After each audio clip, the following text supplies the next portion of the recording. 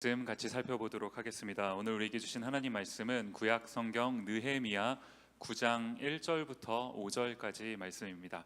느헤미야 9장 1절부터 5절까지 말씀. 우리 성경책을 다 찾으셨으면 좋겠습니다. 이제 습관이 되셔서 이미 꺼내서 찾으시는 분들 계시는 것 같은데요. 우리 종이 성경도 좋고 핸드폰 앱을 통해서 여셔도 좋습니다. 하나님의 말씀을 찾는 것부터 우리 하나님의 말씀을 받는 행위입니다. 하나님 말씀을 같이 찾아서 읽도록 하겠습니다. 우리 자리에 앉아서 읽을 거지만 마음은 마치 하나님 옆에 서서 읽는 것처럼 집중해서 하나님의 말씀을 경외하는 그런 심정으로 하나님 말씀을 같이 읽었으면 좋겠습니다. 느헤미야 9장 1절부터 5절까지 말씀, 저와 여러분이 한 절씩 교독해서 읽도록 하겠습니다. 제가 먼저 읽습니다. 그달 스물나흔 날에 이스라엘 자손이 다 모여 금식하며 굵은 배 옷을 입고 티끌을 무릅쓰며 모든 이방 사람들과 절교하고 서서 자기의 죄와 조상들의 허물을 자복하고 이날에 낮 4분의 1은 그 제자리에 서서 그들의 하나님 여호와의 율법책을 낭독하고 낮 4분의 1은 죄를 자복하며 그들의 하나님 여호와께 경배하는데, 레위 사람 예수아와 바니와 간미엘과 스바냐와 분니와 세레비아와 바니와 그다니는 단에 올라서서 큰 소리로 그들의 하나님 여호와께 부르짖고, 또 같이 읽겠습니다. 또 레위 사람 예수아와 간미엘과 바니와 하삼느야와 세레비아와 호디야와 스바냐와 부다히야는 이르기를, 너희 무리는 마땅히 일어나 영원부터 영원까지 계신 너희 하나님 여호와를 송축할지어다. 주여, 주의 영화로운 이름을 송축하올 것은 주의 이름이 존귀하여 모든 송축이나 찬양에서 뛰어남이니이다. 아멘. 디모데 예배 오신 모든 분들을 환영하고 또 축복합니다. 우리 앞뒤 좌우에 계신 분들하고 이렇게 한번 인사했으면 좋겠습니다. 실천하는 크리스찬이 됩시다. 실천하는 크리스찬이. 오늘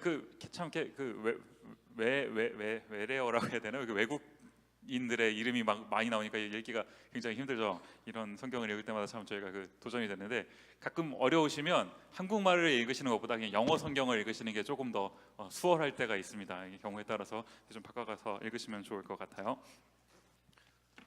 최근에요, 제가 접하게 된 안타까운 소식이 한 가지가 있는데, 안타까운 소식이 많이 있지만 그 중에서 제가 좀 이렇게 안타까웠던 소식이 하나가 있었는데, 그게 뭐냐니까요.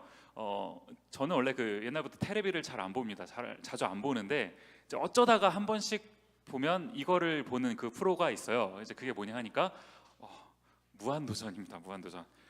다 아시는 것처럼 그 무한도전이라는 프로가 이제 얼마 전에 종영을 한 거 아닙니까? 그 마음이 참 이상하더라고요. 그 무한도전이 그래도 저의 20대와 30대까지 그거를 함께한 프로인데, 이게 이제 종영을 한다고 그러니까 마음이 이렇게 편치가 않은 거예요. 이상하게 오랜 친구를 잃은 것 마냥. 그래서 마음이 좀 이렇게 가서 제가 그 김에 이제 조금 이런저런 관련된 기사를 좀 찾아봤습니다. 그렇게 하다가 제가 이제 어느 신문에서인가요, 무한도전을 연출하신 김태호 PD라는 분이 계시는 거 아닙니까?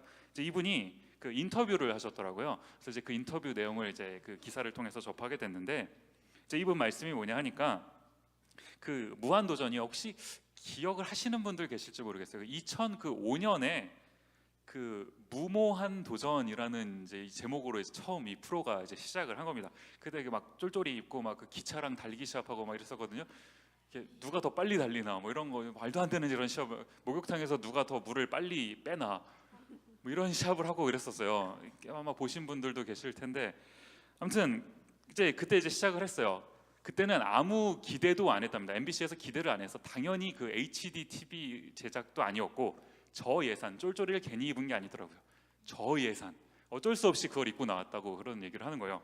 이제 그러는데 이제 점점 이제 재미가 있으니까 관심을 받게 된 거죠. 그러면서 이제 프로가 이제 뜨기 시작을 한 겁니다.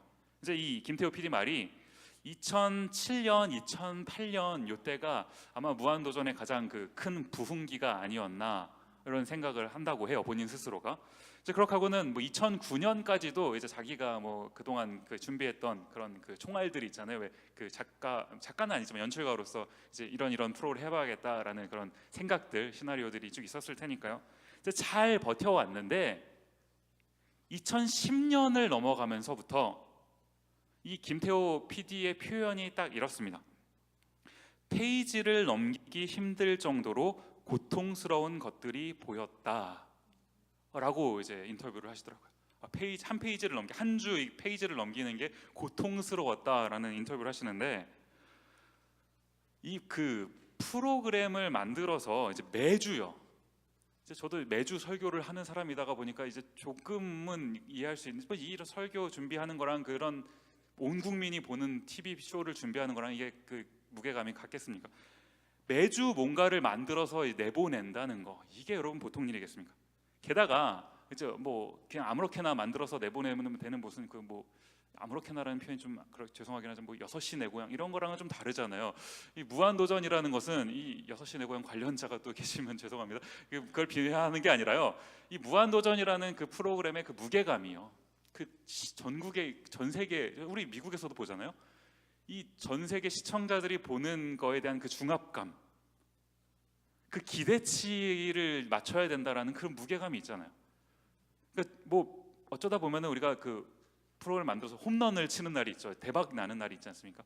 근데 매주 홈런은 못 치더라도 최소한 뭐 번트라도 되고 나가야죠. 안타라도 치고 나가는 그런 프로를 만들어야 되는 것 아닙니까?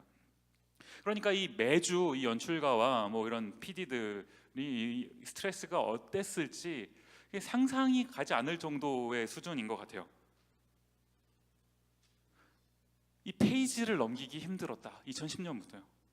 위기가 찾아온 거 아닙니까? 위기가요. 그런데 멈출 수가 없었다는 겁니다. 위기가 찾아오면 잠시 쉬고 후반전을 기약하면 좋은데 멈출 수가 없었다라는 거예요. 제가 다른 자료를 보니까요, 그 무한도전을 두고 그 앞뒤로 붙는 광고가요 돈이 어마어마하더라고요. MBC 입장에서는 이거를 쉴 수가 없는 거죠. 돈이 얼만데 계속 무리해서 이제 시키는 것 아닙니까? 어쩔 수 없었다는 거예요. 자기 의지와는 상관없이 할 수밖에 없었다라는 겁니다. 김태호 PD가요, 여러분 다 아시지만 뭐 바보 아니잖아요. 멍청한 사람 아니지 않습니까? 똑똑한 사람이에요. 지금 쉬어야 된다는 걸 아는데도 못 쉰다는 겁니다. 지금 자기네가 어떤 형편인지를 너무나 잘 알고 있는데도 여러 가지 이유로 멈출 수가 없었다라는 거예요. 그렇게 버티고 버틴 게 지금까지 온 겁니다. 그렇게 하다가 이제 2018년 이제야 결국 이제 종영을 하게 됐다. 모르겠어요. 나중에 다시 개편이 되면서 또 생길지 그건 잘 모르겠습니다만 결국 이제 종영을 하는 데까지 오게 된 것 아닙니까? 제가 이제 이 과정을 쭉 보면서 아마 많은 분들이 무한도전의 역사를 함께 하셨을 것 같아요. 뭐 저랑 다 우린 비슷한 또래니까요. 왜 웃으시죠? 우린 다 비슷한 또래잖아요. 그죠? 이제 같이 늙어가고 있는 무한도전의 이런 역사를 보면서 참 많은 생각을 하게 되더라고요. 그렇게 하다가 이제 문득 든 생각이 뭐냐 하니까요. 제가 테레비를 자주 보는 그런 사람은 아닙니다. 그러니까 제가 아무리 뭐 무한도전이라고 하더라도 매주 챙겨 보지는 않았어요. 그런데 어떤 날은요, 제가 한국에 있을 때도 그렇고 심지어 미국에 와서도 어떤 날은 살다 보면 너무 힘들 때가 있더라고요. 너무 힘들고 지칠 때, 좀 이렇게 삶이 좀 재미가 없고 다운될 때 이제 무한도전을 이렇게 보면 그 무한도전을 통해서 정말 너무나 큰 은혜를 받는 그런 주간이 있어요. 혼자서 그 TV를 보면서 막 눈물을 흘리고 막 감동이 되면서 막 기분이 막 회복이 돼요. 다운됐던 기분이 회복이 되면서 그래, 나도 힘을 내야지. 뭐 얘네들도 사는데 뭐 이러면서 이제 막 그런 놀라운 일을 경험해본 그런 날도 있습니다. 그런가 하면요, 또 어떤 날은 너무 재미가 없는 날도 있었어요. 이름이 무한도전인데 그 기대하는 게 있는데 재미가 없더라고요. 이거 뭐지? 이러면서 그런 날은 그냥 텔레비를 바로 이제 리모컨으로 꺼버리는 겁니다. 제가 이제 이 부분을 이제 가만히 생각을 해보고 묵상을 하고 있는데 무슨 생각이 들었냐 하니까요, 제가 이 무한도전을 만드는 그 제작자들 있잖아요. 그 제작자의 고통, 그런 고충 같은 거는 안중에 제 안중에 없더라고요. 그냥 제가 토요일에 작정을 하고 이제 TV 앞에 앉아서 텔레비를 켰는데 무한도전 덕분에 그 시간이 너무나 즐겁고 행복하고 재밌고 위로가 됐고 그러면 기분이 너무너무 좋은 거고요. 그런가 하면 또 어떤 날은 너무 재미없고 막 오늘 왜 이러냐 이러면서 하는 날은 그냥 텔레비를 꺼버리고 이러는 거 아닙니까? 그런데요, 제가 가만히 이제 설교를 준비하면서 이 부분을 생각을 해보는데, 제가요 이 무한도전 팀한테 매주 나를 만족시켜줘야 된다라고 요구할 자격이 없더라고요. 제가요 무한도전을 나름 그래도 13년 동안 그래도 이렇게 간간히 봐온 겁니다. 이게 2005년에 시작했더라고요. 13년이 됐어요. 그런데 제가 지난 13년 동안 이 무한도전과 김태호 PD, 유재석 씨, 그리고 나머지 기타 등등의 사람들, 기타 등등 왜 웃으세요? 근데 그분들을 위해서 지난 13년간 단 한 번도 기도를 해본 적이 없어요.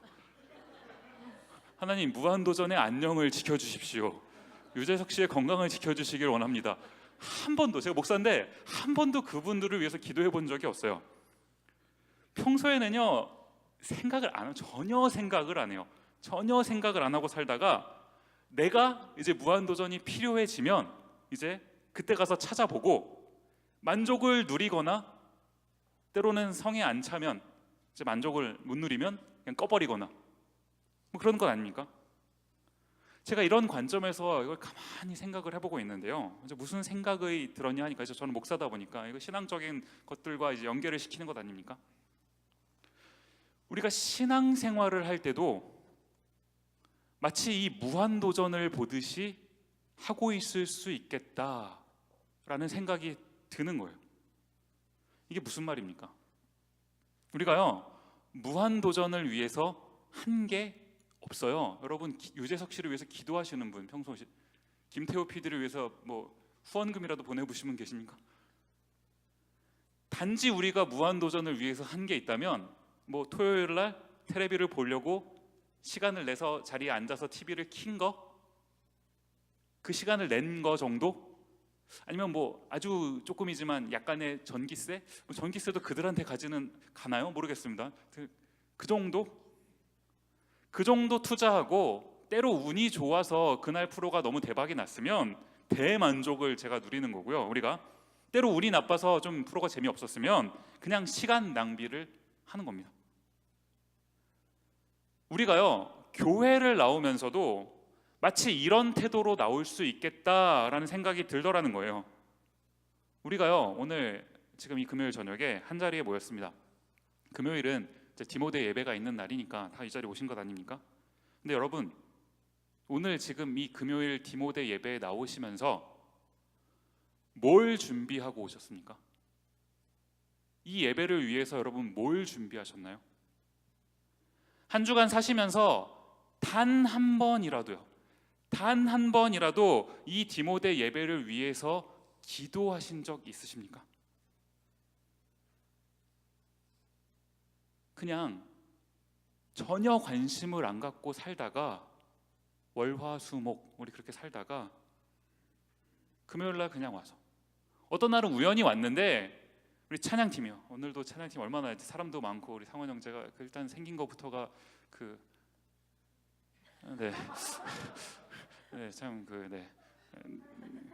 있을 건 다 있잖아요. 그러니까 얼마나 좋아요. 그래서 찬양을 딱 하는데 어떤 날은 딱 앉았는데 그 찬양팀의 찬양이 내가 좋아하는 그런 선곡들이 쫙 흘러나오고, 멜로디도 오늘은 참 끝내주고, 나는 원래 그 댄스보다 발라드가 좋은데 이 느낌에 되게 좋은 찬양들이 나오고, 막 가사가 갑자기 조금 뭐가 있어 보이고, 또 어느 날은 목사가 설교를 하는데 그 설교가 갑자기 내 마음에 탁 와닿는, 터치되는 그런 느낌이 있고, 이렇게 되면 그날의 예배가 좀 나한테 은혜가 되는 그런 예배고, 또 어떤 날은요 왔는데 전혀 마음에 안 들고 터치도 없고 오늘따라 목사가 하는 설교는 전혀 내 스타일과는 다르고, 그러면 이 날은 나한테 전혀 은혜가 안 되는 그런 예배고, 이런 겁니까?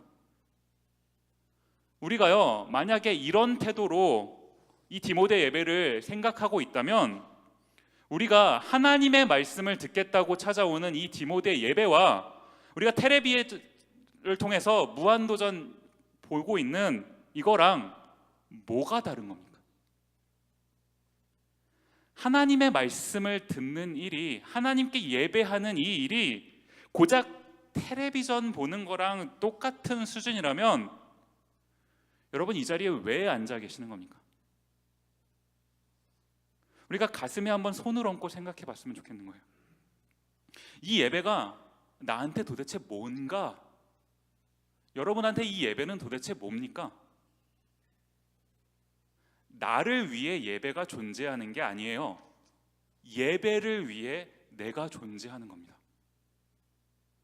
저는 저를 포함해서요, 이 설교를 하고 있는 저를 포함해서 우리 모든 디모데 지체들에게 이런 예배의 회복이 일어나기를 간절히 소망합니다. 아멘. 여러분 정말 큰 소리로 아멘 하시기 바랍니다. 아멘.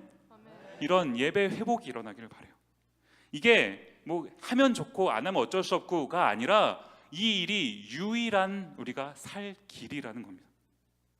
오늘 본문 말씀을 보시면요, 2주 전에요, 우리 지난주에는 굿 프라이데이 서비스를 드리느라고 2주 전에 우리가 8장을 살펴봤었던 건데, 2주 전에 보시면 8장 보시면 그 이스라엘 백성들이 함께 모여서 이제 학사 에스라가 하나님 말씀을 쭉 6시간 동안 낭독할 때 이제 그걸 들었던 것 아닙니까?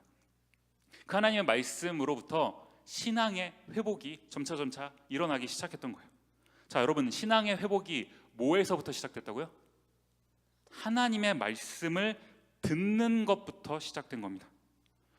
오늘 본문 9장을 보시면요, 여러분 이따가 이제 성경 공부 시간에 쭉 보실 텐데 9장 초반부 내용을 쭉 읽어보시면 이제 이런저런 일들이 쭉 기록이 돼요. 그런데 자세히 여러분 이것을 보시면 시간적으로 가장 우선적으로 발생했던 일이 무엇입니까? 느헤미야 9장 3절 말씀 보시면요, 이날에 낮 4분의 1은 그 제자리에 서서 그들의 하나님 여호와의 율법책을 낭독하고 낮 4분의 1은 죄를 자복하며 그들의 하나님 여호와께 경배하는데, 지금 여기 3절 보시면요, 가장 먼저 했던 일이 뭐라고 하는 겁니까? 여호와의 율법책을 낭독하고.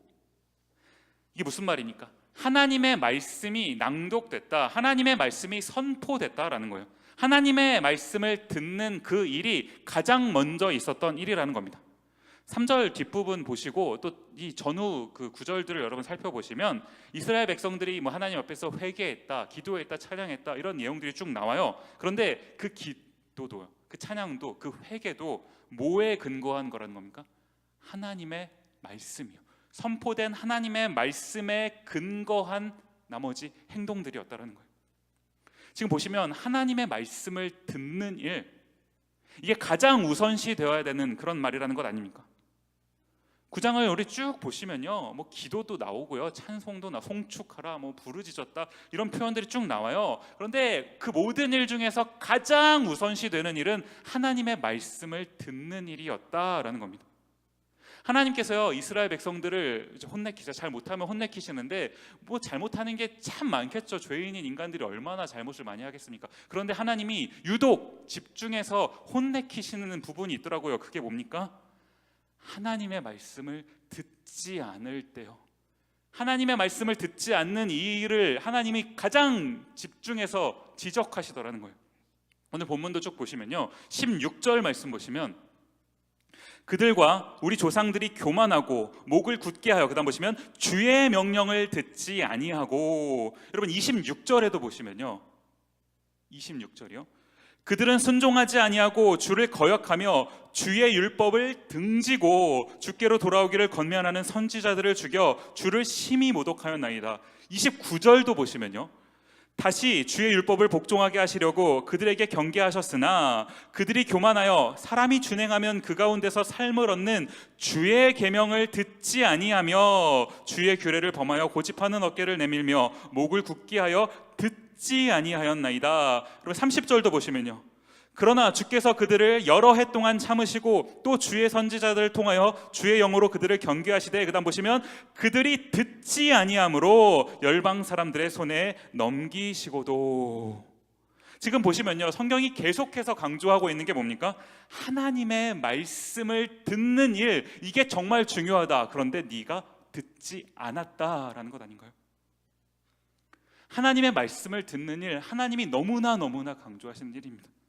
우리는요, 참 그 다양한 방식으로 하나님의 말씀을 듣습니다. 때로는 개인적으로 하나님의 말씀을 들을 때도 있어요. 뭐 개인적으로 성경을 읽으실 때도 있고, 또 개인적으로 큐티를 하실 때도 있고요. 그렇게 하나님의 말씀을 받을 때도 있습니다. 그런가 하면 우리가 공동체적으로 주시는 그 하나님의 말씀을 듣기 위해 함께 모여서 하나님의 말씀을 받고 하나님을 예배하는 그런 날도 있어요. 이런 디모데 모임이나 뭐 주일 우리가 함께 모여서 예배드리는 그런 예배, 그런 거 아닙니까? 이 예배는요, 우리가 공동체적으로 모여서 함께 드리는 이 예배는요, 제가 지금 그 설교라고 하는 한 순서를 담당해서 여러분에게 지금 설교를 하고 있는데, 이 설교하는 이 시간은요, 제가 제 이야기를 하기 위해서 존재하는 시간이 아닙니다. 여러분 바쁘신데 고작 저 목사가 자기 얘기하는 그거 듣고 싶어서 이 자리에 오신 분은 안 계시잖아요. 그러려고 오신 건 아니지 않습니까? 지금 이 시간에 우리가 해야 될 일이 있다면 뭐라고요? 하나님의 말씀을 듣는 겁니다. 제가 이제 설교라고 하는 한 그 부분을 담당을 하는 사람으로 이 자리에 서다가 보니까요, 제가 이제 이 역할을 하다가 보니까 이제 편의상 이제 구도라는 게 이렇게 무슨 하나님께 제가 이것을 이렇게 받아서 제가 이렇게 여러분에게 설교를 하는, 이 마치 이렇게 구도가 이렇게 여겨져요. 여러분은 저를 보고 계시고 저는 여러분을 보고 설교를 하니까요, 마치 제가 뭔가를 하는 것처럼 보입니다. 그런데 이 설교는요, 제가 지금 이 설교를 하고 있기는 하지만 제가 하는 게 아니라요, 저는 단지 하나님의 말씀을 딜리버리 하는 겁니다. 여러분에게 전달하는 거예요. 그런가 하면 또 뭡니까? 저는 전달만 하면 제 역할을 다 한 거고, 그러면 이제 제가 할 거 다 있으니까 빠져도 되는 이런 게 아니라요, 저 또한 그 주시는 하나님의 말씀을 받아야 되는 거예요. 그러니까 정확한 구도대로 한다면요, 우리가 지금 어떻게 말씀을 들어야 되는 겁니까? 이렇게 들어야 되는 겁니다. 하나님이 말씀하시면 저를 포함해서 우리 모두가 하나님이 하시는 그 말씀을 받아야 된다는 거예요. 이런 관점에서 본다면요, 우리가 이 일을 위해서 이 예배에 모였다면 하나님의 말씀을 듣는 이 예배가 얼마나 중요한 일입니까? 우리 삶에 얼마나 중요한 일인가요?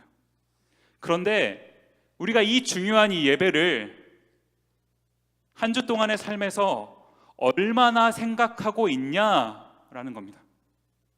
하나님의 말씀을 듣는 이 일을 우리가 얼마나 기억하고 준비하고 있냐라는 거예요. 저는요, 사실 이번 주 설교가 유난히 더 그랬던 것 같습니다. 이런 말씀을 드리는 것 자체가 저부터가 자격이 없어요. 목사는 뭐 차치하고 그냥 신앙인으로 사는 것 자체가 자격이 없는데, 하나님의 말씀을 전한다는 거, 이게 아무리 생각해도요, 주제 넘는 일 같아요. 옛날부터 그 국어를 배웠으면 주제를 알고, 수학을 배웠으면 분수를 알라고, 제가 아무리 저를 생각해봐도요, 주제도 없고 분수도 모르는 사람 같아요. 그런데 하나님이 오늘도 저를 선택해서 이 자리에 세워주시고 하나님의 말씀을, 설교를 전달하도록 맡겨주신 것 아닙니까? 여러분, 정말 간절히 부탁드립니다.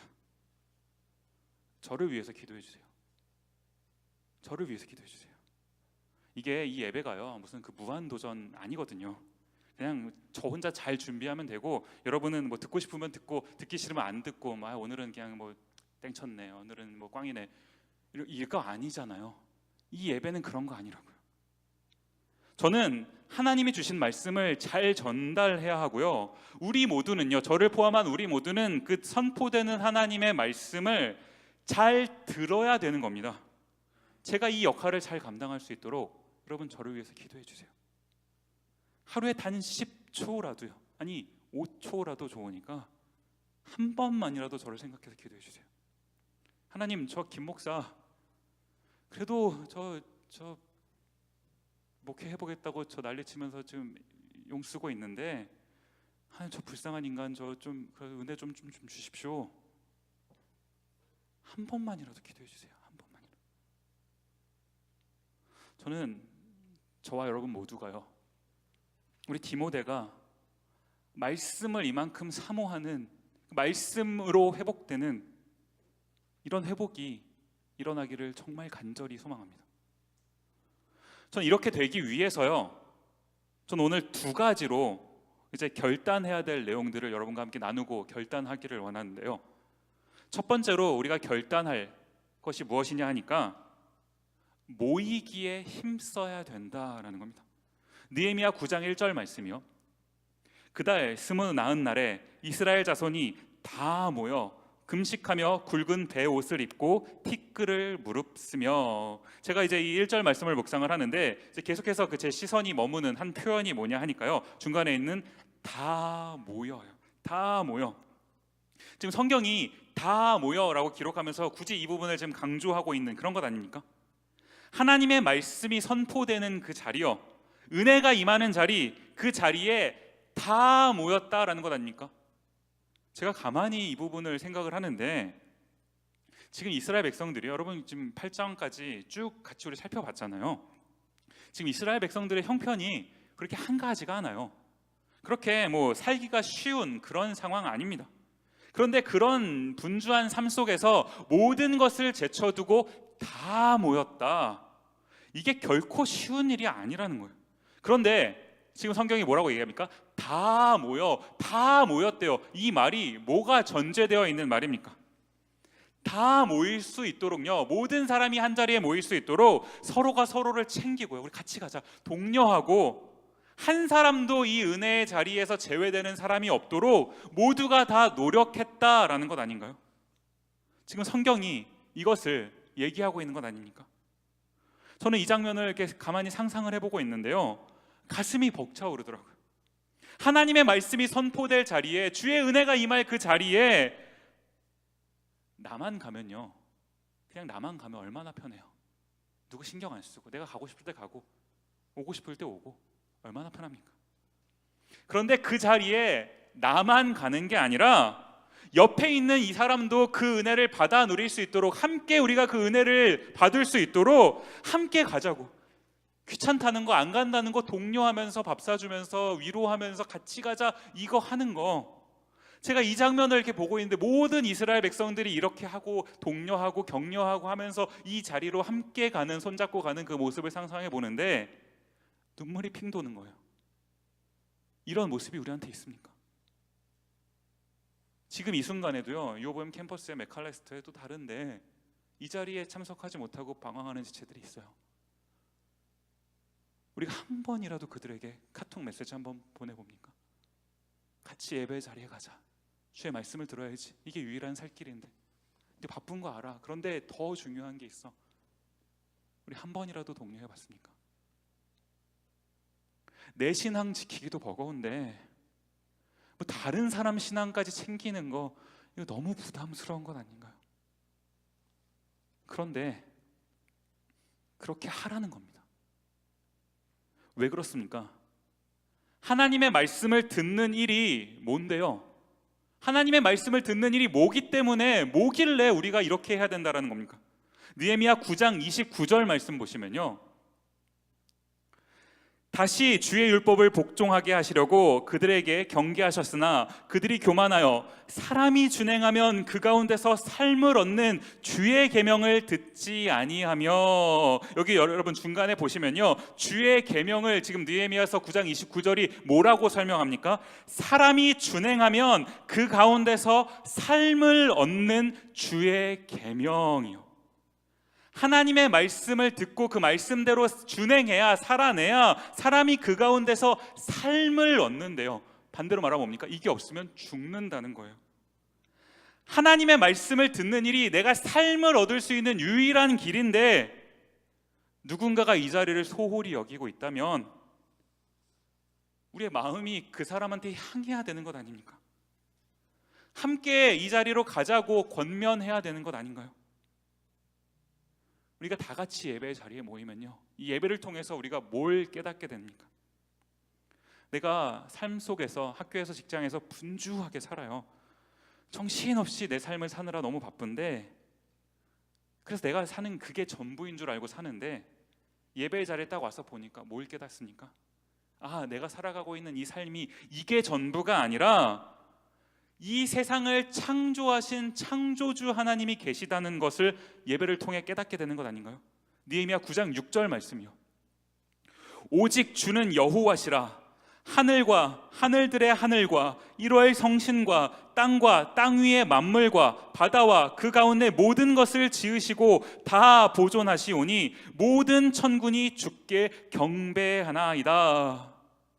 그러는가 하면요, 이렇게 알게 된 이 전능하신 창조주 하나님이 그저 저 멀리 하늘 어디 한변에서 이 세상 창조하시고 저 멀리 그렇게 하고 계시는 게 아니라 내 삶에, 이런 전능하신 하나님이 내 삶에 깊숙이 찾아오셔서 나와 관계 맺기를 원하신다라는 것을 깨닫게 되는 것 아닌가요? 이어지는 7절 말씀이요. 주는 하나님 여호와시라. 옛적에 아브람을 택하시고 갈대아 우르에서 인도하여 내시고 아브라함이라는 이름을 주시고, 이게 무슨 말입니까 여러분? 하나님이 아브람이라는 사람을 선택하셔서요, 아브라함이라는 이름을 붙여주신 겁니다. 이게 뭘 말하는 거예요? 하나님이 한 사람을 선택하셔서 이제 내가 너를 이렇게 부르겠으니 너와 내가 특별한 관계가 될 것이다, 이 말 아닙니까? 하나님이 어떤 선택한 사람과 특별한 관계를 맺길 원하셨다라는 것 아닌가요? 이 하나님이요, 아브라함의 하나님이 우리와도 이런 관계를 맺기를 원하신다라는 것 아닙니까? 이제 그렇게 하면서 우리와 관계를 맺으신 이 하나님이 뭘 하시는 겁니까? 9절 말씀이에요. 주께서 우리 조상들이 애굽에서 고난받는 것을 감찰하시며 홍해에서 그들의 부르짖음을 들으시고, 그들의 부르짖음을 들으시고 우리의 부르짖음을 들으신다라는 것 아닙니까? 우리와 관계를 맺고 계시는 우리 하나님이. 11절 말씀에도 보시면요, 또 주께서 우리 조상들 앞에서 바다를 갈라지게 하사 그들이 바다 가운데를 육지같이 통과하게 하시고 쫓아오는 자들을 돌을 큰 물에 던짐같이 깊은 물에 던지시고. 우리가 살다가 보면 때로 인생길에서 바다를 만나요. 이게 끝인 줄 알았는데 우리와 관계 맺고 계시는 그 하나님이 그 바다를 갈라지게 해서 내가 그 길을 걸어갈 수 있도록 해주신다는 것 아닙니까? 그런가 하면 12절 말씀에도요, 낮에는 구름 기둥으로 인도하시고 밤에는 불 기둥으로 그들의 행할 길을 그들에게 비추셨사오며. 하나님이, 우리와 관계를 맺고 계시는 이 하나님이 우리가 가는 길을 낮에도 밤에도 인도해 주신다는 것 아닙니까? 그래서 어떻다는 겁니까? 21절이요. 40년 동안 들에서 기르시되 부족함이 없게 하심으로 그 옷이 헤어지지 아니하였고 발이 부르트지 아니하였사오며. 이 40년이라는 거, 이 40년이라는 게 뭘 말하는 겁니까? 광야 40년을 말하는 거죠. 이 광야 40년이라는 건요, 이 우리 인생과 같은 겁니다. 우리 인생을 말하는 것과 같아요. 그럼 이게 뭘 말하는 겁니까? 우리 인생길 내내, 우리 인생길이 시작과 끝이 있는데 그 길 내내 하나님이 우리를 부족함 없이 세밀하게, 세세하게 도와주셨다라는 것 아닌가요? 성경에 기록된 이 내용들이요, 그냥 책 속에 기록된 먼 옛날의 옛날 옛적 이야기가 아니라요, 가만히 돌이켜 보니까요, 여러분의 삶을 한번 가만히 돌이켜 보십시오. 우리 인생이 이랬던 것 아닙니까? 여러분이 지금까지 사신 적게는 20년, 많게는 30년 세월 동안 순간순간 우리를 도우신 그 하나님의 손길이 있었던 것 아닙니까? 다 같이 모여서 하나님께 예배하면서 하나님의 말씀을 들으니까 그 하나님, 이 성경 속에 존재했던 그 하나님이 나의 하나님이시구나 라는 것을 깨닫게 되더라는 거예요. 하나님의 말씀이 그냥 책 속에 머물러 있는 그 말씀이 아니라 나의 말씀, 나에게 주시는 그 말씀이 되더라는 겁니다. 이렇다면요, 우리가 이 하나님의 말씀을 듣는 이 일, 이 하나님께 예배하는 이 일을 위한 이 모이기에 힘써야 되지 않겠습니까? 내일이랑 모레 교회에서 찬양 집회를 해요. 핸즈라는 찬양, 저도 뭐 잘 한 번도 본 적은 없습니다. 그러나 이제 교회에서 교회 차원에서 초청을 해서 이 자리에서 예배를 합니다. 내일 5시, 모레 5시. 공연이 아니고요, 예배입니다. 디모데에서 라이드도 제공하려고 해요. 오실 분들의 편의를 위해서요. 여러분, 오셔서 하나님을 예배하시지 않겠습니까? 하나님이 나한테 뭐라고 말씀하시는지 들어보시지 않겠습니까? 다음 주에는요, 저희가 패션 나이트 예배를 드려요. 격월로 2달에 한 번씩 패션 나이트 예배를 드리는데, 우리가 교회 오면요, 뭐 친교도 해야 돼. 오늘 그 마파 두부덮밥 맛있게 드셨죠? 밥도 먹고 교제도 하고 또 성경 공부를 하면서 사람들과 이렇게 쉐어도 하고 삶을 나누고, 이거 참 중요한 일이에요. 그런데 우리가 예배를 통해서 하나님을 만나는 이 일 또한 너무너무 중요한 일입니다. 그래서 특별히 이 패션 나이트 예배는 이 예배를 깊숙이 드리면서 그 하나님을 경험할 수 있게 이 기획된 예배예요. 나와 하나님이 그런 관계를 좀 더 맺을 수 있도록, 그래서 제공하는 예배인데, 우리가 이 패션 나이트 예배하면 이날은 내가 한 주 디모데 쉬는 날, 이렇게 생각해서 되겠습니까?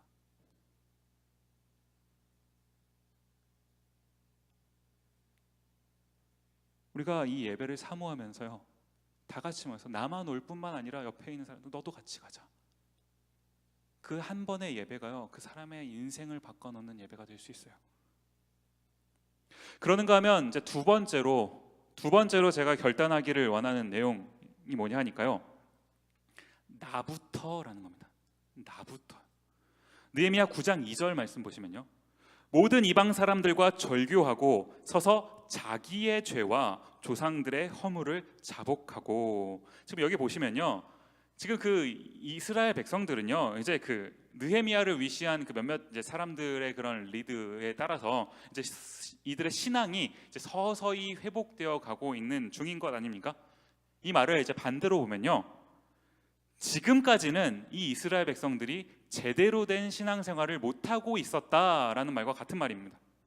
그런 상태라면요, 모두가 지금 신앙생활을 제대로 못하고 있어요. 이런 지경이라면 지금 서로가 서로를 바라보면서 얼마나 지적할 게 많습니까?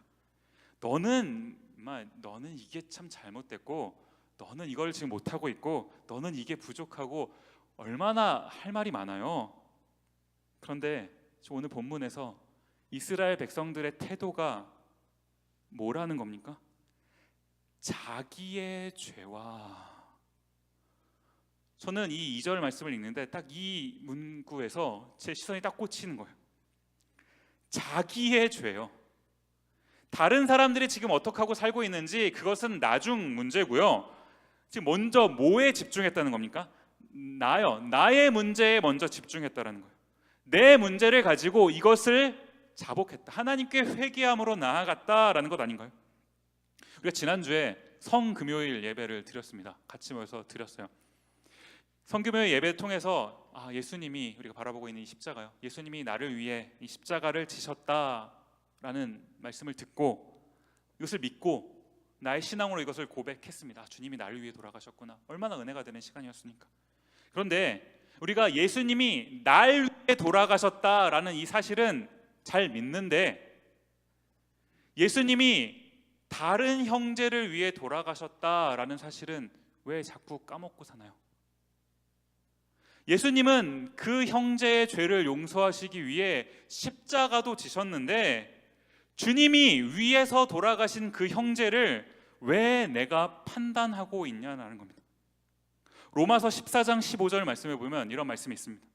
만일 음식으로 말미암아 내 형제가 근심하게 되면 이는 너가 사랑으로 행하지 아니함이라. 그리스도께서 대신하여 죽으신 형제를 내 음식으로 망하게 하지 말라.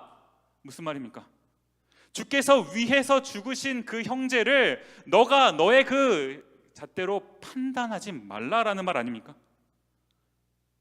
남을 판단하지 말고요. 그럼 우리가 주목해야 되는 건 뭐예요? 나요. 나는 과연 잘하고 있는가? 나는 하나님 앞에서 지금 뭐가 부족한가? 나를 돌아보자는 겁니다. 나 먼저 하나님 앞으로 나아오자라는 거예요. 결론을 맺으면서요, 오늘 본문에 보면 이런 말씀이 있습니다. 느헤미야 9장 36절 말씀이요. 우리가 오늘날 종이 되었는데 곧 주께서 우리 조상들에게 주사 그것의 열매를 먹고 그것의 아름다운 소산을 누리게 하신 땅에서 우리가 종이 되었나이다. 여러분 무슨 말입니까? 하나님이 은혜로 주신 그 땅에서 종이 되었다. 이게 무슨 말이에요? 우리의 삶이 어그러졌다라는 것 아닙니까? 혹시 여러분의 삶이 이와 같진 않으신가요? 하나님은 우리를 은혜의 자리, 가나안의 자리로 부르셨는데 거기서 종이 된 삶을 살고 있는 게 우리 삶 아닙니까? 뭐부터 바꿔야 됩니까? 작년 12월에요. 제가 차 사고가 나서 차를 새로 샀어요. 그 중고로 엑센트라는 이렇게 조그마한 차를 한 대 샀습니다. 근데 산 지 얼마 안 돼 가지고요. 차를 이렇게 몰고 다니는데 자꾸 타이어 공기압 경고등이 자꾸 여기 이렇게 뜨는 거예요. 제 생각에는 지난 겨울이 많이 추웠잖아요. 아직도 추운데 이놈의 겨울은 언제 끝날런지. 유난히 추웠잖아요, 지난 겨울이. 그래서 제가 이제 저희 집은 이제 가라지가 차를 한 대밖에 못 넣으니까 이제 저 차는 밖에다 세워놓거든요. 그러면 이제 밖에다 세워놔서 그런가 보다, 너무 추워서 그랬나 보다 이렇게 생각을 한 거예요. 그래서 이제 경고등이 뜰 때마다 이제 코스트코에 가면은 이제 바람을 공짜로 넣어주거든요. 그래서 매번 이제 거기 간 겁니다. 이제 저희 집에서 메이플 그로브 코스트코가 되게 가까운데 맨날 거기 가면은 얼마나 짜증이 나겠어요, 이 사람이. 그래서 한 번은 이제 메이플 그로브를 갔다가 한 번은 저기 세인트루이스 그쪽으로 갔다가 이렇게 바꿔가면서 이제 가는 겁니다. 자주 이게 경고등이 뜨더라고요. 그래서 어떨 때는 바람 넣은 지 이틀 만에 또 경고등이 막 뜰 때가 있어요. 저 한번 가는 게 얼마나 귀찮습니까? 그럼에도 불구하고 이 차가 저한테는 얼마나 소중합니까? 돈도 없는 목사가 이제 차를 겨우 샀으면 소중하게 다뤄야 되죠. 아끼는 마음으로 열심히 갔어요. 정말 마음을 다해 열심히 갔습니다. 나중에 보니까요, 멀리 갈 필요가 없더라고요. 저희 집 앞에 주유소가 있는데 거기에 이제 이 펌프가 있더라고요. 공짜로 이렇게 넣어주는. 그래서 그때부터는 이제 집 앞 주유소 가서 이제 경고등이 뜰 때마다 가고 다시 넣고 얼마나 열심히 다녔는지 모릅니다. 네, 그런데 너무 이게 자주 이러니까요, 아무리 생각해도 좀 이상한 거예요. 아무리 날씨가 춥다고 이러나 사로는 안 되겠다 싶어서 날을 잡고 제 집 앞에 오니까 무슨 디스카운트 타이어인가 뭐였고 이렇게 타이어 이렇게 해주는 데가 있더라고요. 그래서 점검을 받으러 갔어요. 그랬더니 이제 그분이 막 영어로 뭐라고 얘기하는데 결론은 이상이 좀 있다라는 거예요. 그리고서는 한 몇 시간 기다렸어요. 그랬더니 고치겠다고. 그랬더니 걱정이 되잖아요. 이게 막 고치겠다 지네 마음대로 막 이러니까 저는 얼마인가 이런 생각이 들면서 나중에 뭐라고 돈 많이 내라고 그러면 어떡하지? 이러면서 이제 물어봤죠. 이거 얼마냐? 그랬더니 우리가 고칠 수 있으면 공짜야. 이러더라고요. 저는 미국에서 공짜로 뭔가 고쳐주는 거 처음 봤어요. 그래서 한 2시간인가 기다렸다가 이제 차를 인계받고 왔는데 신기하게요, 그게 지금 꽤 됐어요. 한 달은 된 것 같아요. 그날 이후로 한 번도 지금까지 경고등이 안 뜨는 거예요. 그렇게 하고 가만히 보니까요, 제가 너무 바보 같은 것 아닙니까? 아무리요, 제가 제 차를 사랑하는 마음으로 아무리 마음과 정성과 뜻과 모든 것을 다해서 바람을 넣으러 맨날 코스코를 가고 주유소를 찾아가고 해도 이 근본 원인을 해결하지 못하면 이게 아무 소용없는 것 아닙니까? 근데 제가 거기에는 집중하지 못하고 엉뚱한 짓 하고 있었던 것 아닌가요? 심지어 돈도 안 들었어요. 공짜였는데 그렇게 갔으면 됐는 건데 여러분, 여러분의 삶에서 뭔가 열심히 살고 계시다고 나는 이 정도 살면 됐다, 거기서 위로받으시면 안 돼요. 내가 열심히 한다고 그게 정답이 아니라는 겁니다. 근원적인 부분을 해결하셔야죠. 전문가를 만나면 한 방에 해결되는 것 아닙니까? 전문가를 만나셔야죠. 공짜인데요. 우리 인생의 전문가, 우리 인생을 설계하신 분 누굽니까? 하나님이요. 그 하나님의 말씀을 듣는 일, 우리가 이 일을 위해서 다 모여 또 뭡니까? 나부터 우리가 이 일을 회복해야 되지 않을까요? 저는 오늘 설교를 이 찬양으로 마무리하고 싶은데요. 아 맞다 라는 찬양의 뒤에 불을 좀 꺼주시고요, 반주를 부탁을 드립니다. 가끔 한 번씩 제 삶 속에서 이렇게 되뇌어지는 찬양 중에 하나예요. 가사가 참 시적이고 저한테 참 많이 와닿는 것 같아요. 가사가 이렇습니다. 하나님이 날 참 사랑하시네. 하나님이 날 참 사랑하시네. 우리가요, 이거 모르는 사람 여기 안 계실 거라고 생각해요. 이거 다 압니다.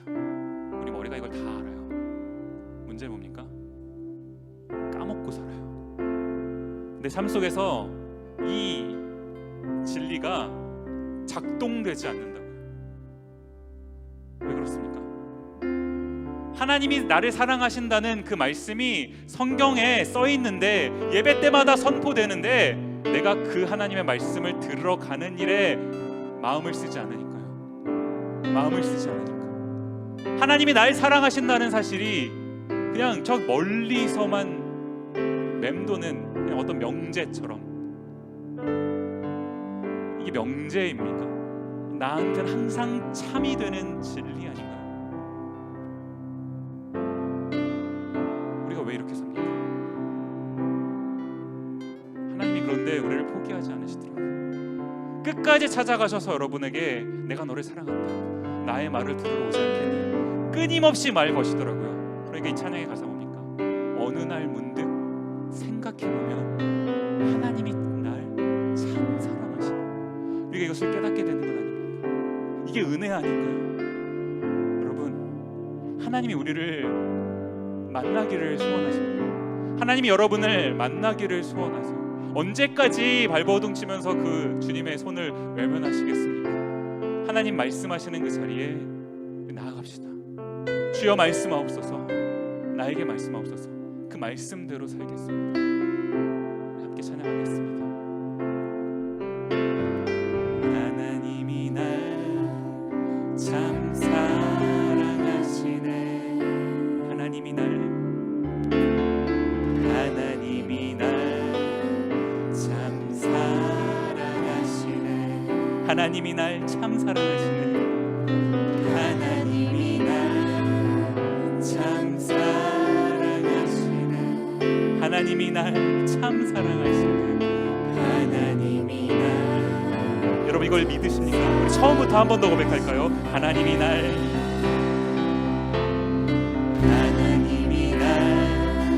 참 사랑하시네. 하나님이 여러분을 사랑하십니다. 하나님이 날 참 사랑하시네. 하나님이 날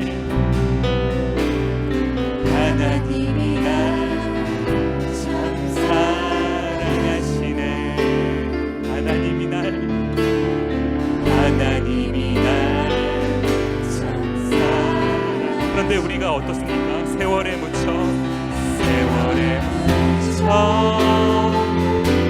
또 현실에 갇혀 잊고 살다가도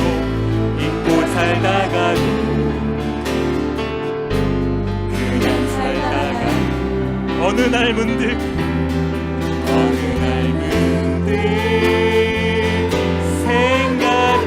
생각해보면 하나님이 날 참 사랑하시네. 하나님이 날 참 사랑하시네. 하나님이 날 참 사랑하시네. 하나님이 날 참 사랑하시네. 하나님이 날 참 사랑하시네. 잊었지만 하나님은 한 번도 우리를 잊으신 적이 없습니다. 하나님이 날 참 사랑하시. 이 사실은요 변치 않는 진리예요. 하나님이 날 참 사랑하시. 세월에 묻혀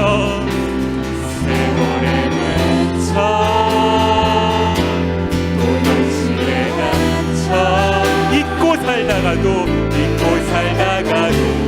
그냥 살다가도 그런데 우리 하나님의 은혜 어떻습니까? 어느 날 문득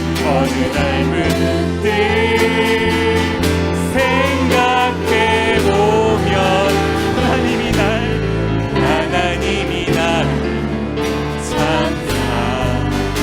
사랑하시네. 여러분, 시간 눈을 감고 우리가 하나님께 기도했으면 좋겠습니다.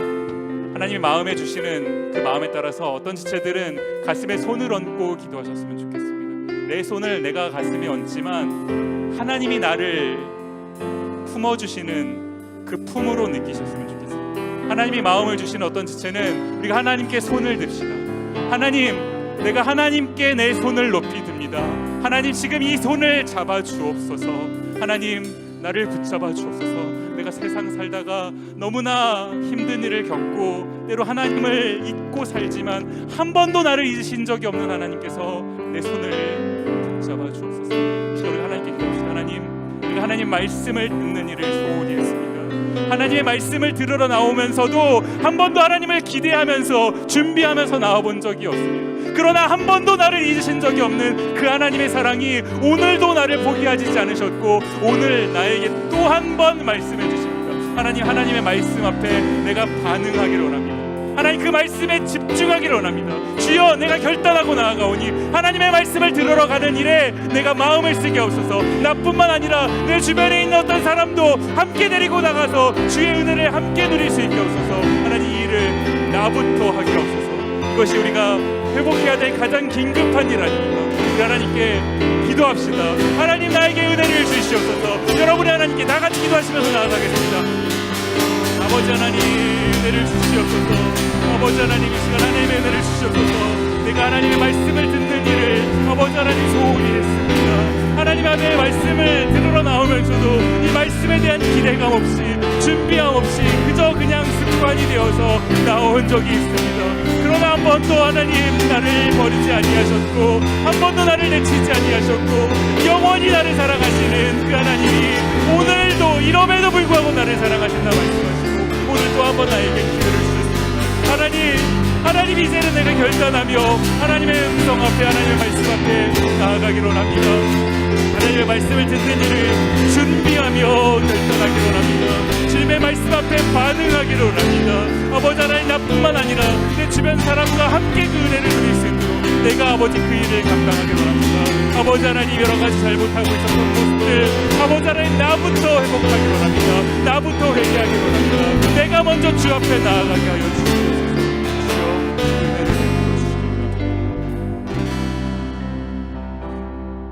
고마우신 아버지 하나님, 연약하고 또 연약하고 넘어지고 또 넘어지지만 언제나 하나님 우리를 향해 말씀하시지만 그 말씀 듣기를 외면하고 내 뜻대로 살았던 우리, 그러나 오늘 또 한 번 하나님 기회를 주시고 우리를 버리지 않으시고 또 한 번 하나님의 말씀을 전해주시니 감사합니다. 하나님, 주님의 말씀을 듣고 그 말씀 앞에 반응하기를 원합니다.